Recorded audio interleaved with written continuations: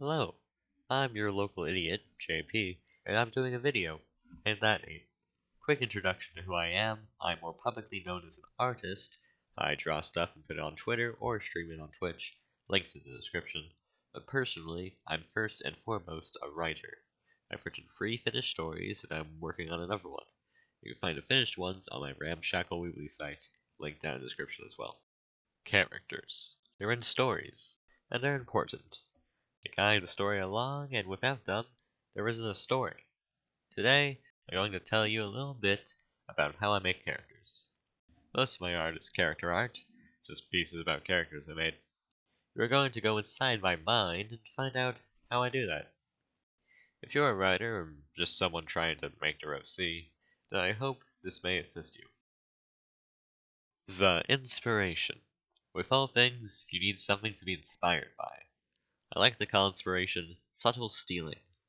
You look at something, go, ooh, I like that, and take an aspect of it. You don't take the whole thing.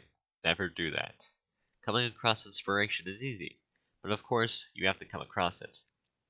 Sitting in front of a piece of paper and staring at it is not an effective method to gain inspiration.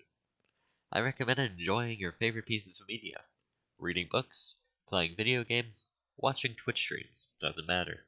At some point, somewhere, you'll come across something that catches your eye. That's when you've done it. You've found inspiration.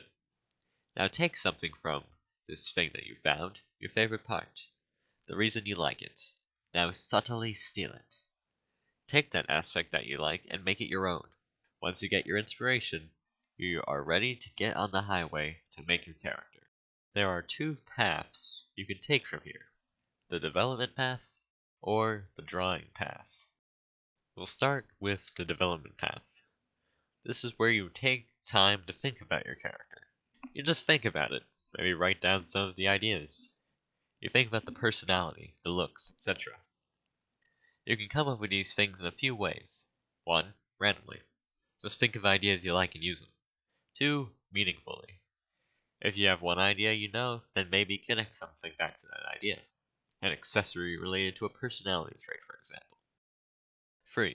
From other pieces of inspiration. You saw something else that you like, so you incorporate it with this one. You do this until you've got a good idea of the character. From here, you can draw it, have someone else draw it, or not draw it. Doesn't matter. You could also take the drawing path. This path involves drawing right after you gain inspiration. You take out a pencil, grab some paper, and go at it. For the drawing path, you have to think about the looks of the character, but you do that as you go. You don't wait to start drawing. The personality is either developed while you are drawing, or at some other point of time. It could be months before you know how this character acts, but at some point you'll figure it out. The drawing path doesn't prioritize the utility of a character in a story. It prioritizes simply the act of making the character a thing in the first place. This is a path for those who are trying to make an OC, for example.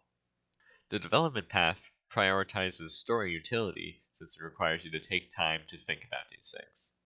After you've chosen your path and followed through with it, the paths meet back up again. The drawing path may still be ongoing if you haven't got the personality traits yet, but this isn't important at the moment. Now you can make a name. Some people in the drawing path may choose to wait until their personality traits have been chosen until they name the character, but you don't have to. You can name it without the traits.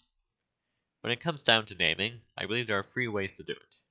Normally, pick a normal name and give it that generic name.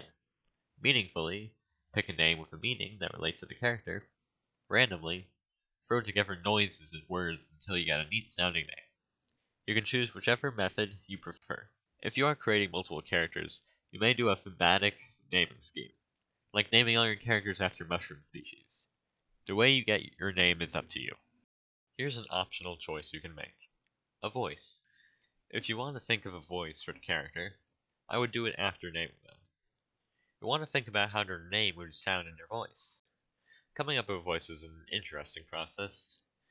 You want to pick a fitting voice, there is no wrong voice to pick. As long as you can see it work, it is a good voice. At this point in the path, some people, like the OC makers, may take exit 173B and continue on their merry way now. Others may continue down the path if they are seeking a greater goal, to utilize their character. But right now, take a break. We've made a character. Thank you so much for watching. I really appreciate it. If you want to help me out, the best way you can do that is to follow me on Twitch. I'm trying to get affiliate on there, and I'm halfway through. See you folks later. Keep being neat.